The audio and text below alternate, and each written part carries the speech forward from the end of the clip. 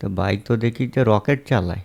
কতগুলো যে এই কাট অফ লেন নিয়ে ভিডিও দেখছি, মানে এগুলো কোনো ধারণাই নেই। দেখেন উনি কই যাইতেছে, এই ডানে আইসা পরে সোজা ঘুইরা ওই বামে চলে গেছে।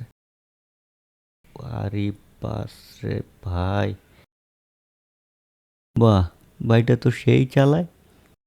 Welcome to Shahriar and day stories. Dear viewers, আসসালামু আলাইকুম এবং ঈদ মোবারক।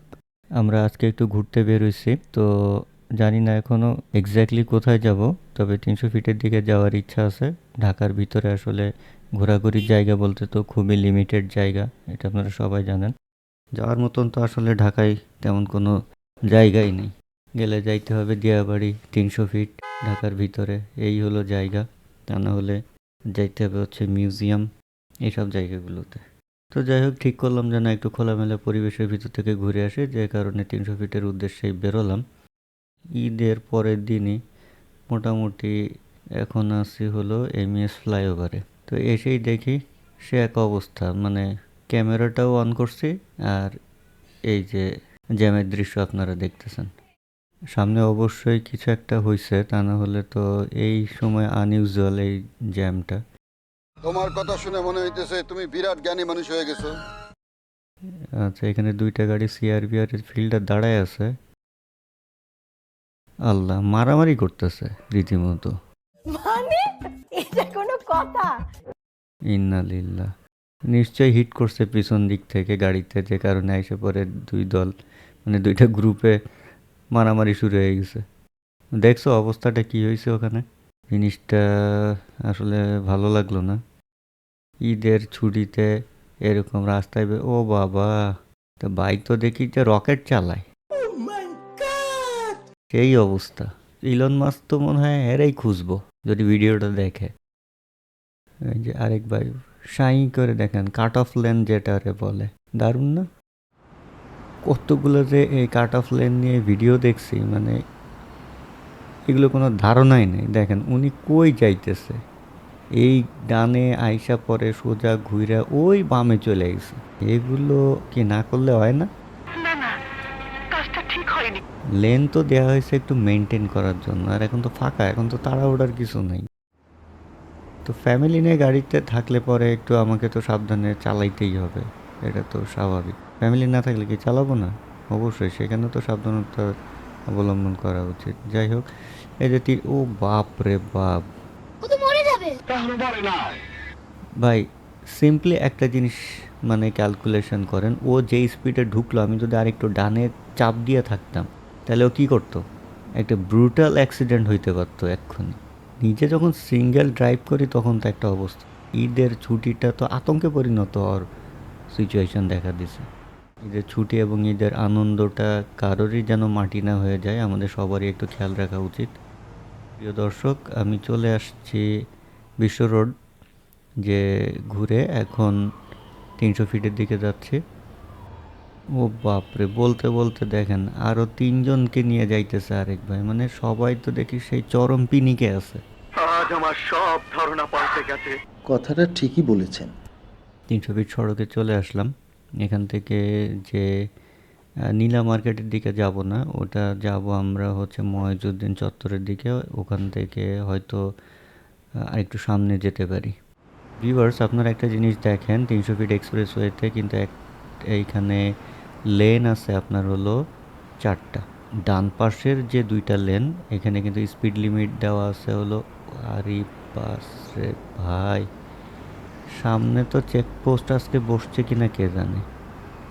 দেখা যাক, যায় পরে। তুমি কেমন, তোমাদের কেমন যে রকেট চালাইতেছো দেখা যাবে। কেসটা তুমি ধরেই ফেলেছো। যাই হোক, এখন কথা হলো যেটা বলতেছিলাম, যে এখানে দেখেন, এখানে 4টা লেন আছে। সবচেয়ে ডানের যে 2টা লেন আছে, এই 2টা লেনে কিন্তু স্পিড লিমিট করে দেওয়া আছে হলো 80, তারপরেরটা 60, এবং বাম পাশেরটা মেবি 50 অথবা 40, একদম বামের লেনটা। তো 80 speed inside Dhaka city is good enough. যেহেতু 3টা স্পিড এখানে ডিভাইড করে দেওয়া আছে, লেন যদি আপনারা এখানে কাট অফ করেন তো বি কেয়ারফুল, হুট করে কাট অফ করলে কিন্তু একটা অ্যাক্সিডেন্ট হয়ে যাবে। যদিও আজকে ঈদের দিন হিসেবে যথেষ্ট ফাঁকা, এখানে বাইকাররা যেরকম উল্টাপাল্টা ড্রাইভ করতেছে, তো একটা অ্যাক্সিডেন্ট হওয়ার কিন্তু চান্সেস থাকবে। তো আমার মনে হয় নির্ধারিত লেন মেনটেন করে নির্ধারিত গতিতেই যাওয়াটাই ওয়াইজ হবে। এই যে বলতে বলতে চেকপোস্ট চলে আসছে। চালাও এখন বহুত পিনিক নিয়ে। এইটা কি আবার সামনে পুলিশের সামনে দিয়ে এটা সুন্দর মতন যাইতেছে এক্সপ্রেসওয়েতে, কিছুই কইলো না যে। কিন্তু আজকে ঈদের পরের দিন বলে কি ফ্রিডম। Good good. এই দেখো সামনে হচ্ছে MX-5, দেখছো? এটা হলো সফট টপ কনভার্টেবল, খুবই ছোট্ট কিউট একটা গাড়ি, মাজদার। কালারটা দেখছো? কালারটাও কিন্তু জোস। মাজদার কালার গ্রেডিয়েন্টটা আমার কাছে জোস লাগে সব সময়। আর্মি পুলিশ যৌথ বাহিনীর আর কি এখানে চেকপোস্ট বসছে, ভালো হয়েছে। মানে পোলাপানিদের দিন আইসা পরে উল্টাপাল্টা করবে, উল্টাপাল্টা করো এবার।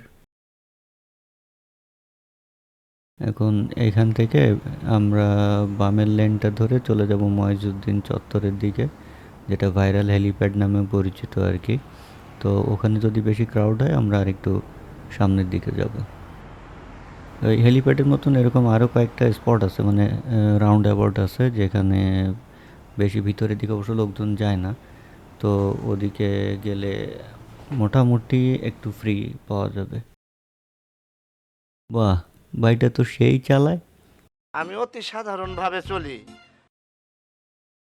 প্রিয় দর্শক, আস্তে আস্তে একদম পূর্বাচল যে মডেল টাউন যেটা আছে সেটা শেষ মাথায় চলে আসছি। এটা কোন দিক থেকে শেষ মাথায় বলি, এটা আপনার হচ্ছে যে মহিউদ্দিন চত্বর থেকে হাতের ডানে যে আবার বাম দিকে আসলে একদম শেষ মাথায় এটা পড়ে।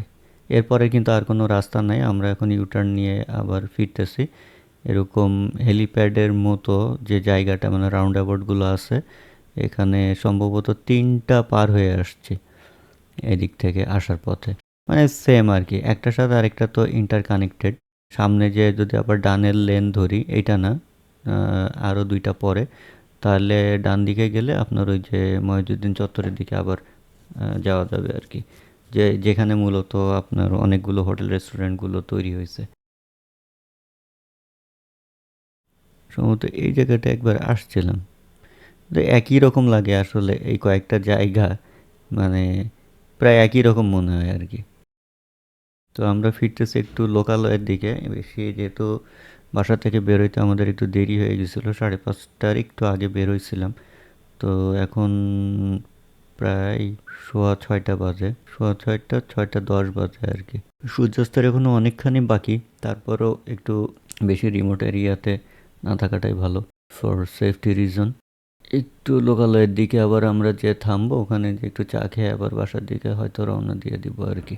একটু দেখি চায়ের দোকান যদি পাই আমরা এদিকে দাঁড়াই, কি বলো? দাঁড়াই, তারপরে ছবি টবি তুলবা? দেখো আগে চা পাওয়া যায় কিনা। যেহেতু বাসায় বেশ কিছুক্ষণ থাকবো না, তো আমরা টিনুকেও সাথে করে নিয়ে আসছি যে আজকে আমাদের সাথে একটু বাইরে ঘুরবে। এইখানে দাঁড়াইলাম, হ্যাঁ। চা ভালো না হলে নেওয়ার দরকার নেই। আচ্ছা ঠিক আছে, আমি দেখে আসি আগে। এটা হলো বীর মুক্তিযোদ্ধা আব্দুল হেকিম চত্বর। তো এইখানে আমরা দাঁড়াইছিলাম একটু চা খাওয়ার জন্য। এত বিস্বাদের চা মনে হয় এক্সপিরিয়েন্স করা হয়নি কখনো। বলো কি, তুমি সত্যি বলছো? আসলে ব্যাপারটা হচ্ছে কি যে এখানে তো আর কোনো চায়ের স্টল নাই, এই 1-2টা আছে, কিন্তু যেখানে দাঁড়াইছিলাম এটার অবস্থা আসলে খুবই করুণ, মানে চায়ের কোয়ালিটি খুবই করুণ, বেদনাময়। একটু সামনে গিয়ে দেখো ভালো চা পাওয়া যায় কিনা। এবার এখন আছি ইকো পার্ক এলাকার একটি কাবাবের রেস্তোরাঁয়।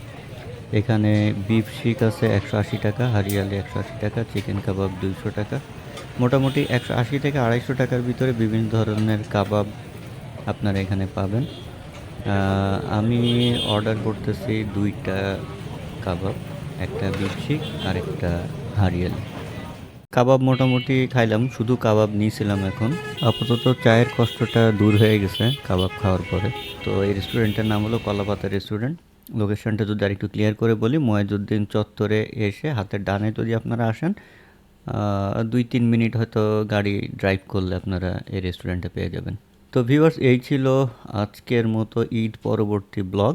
অনেকগুলো ইনসিডেন্ট আসলে চলে আসছে এই ভিডিওতে, তো আর কথা বাড়াচ্ছি না। I am Shahriar, signing off from Purbachal.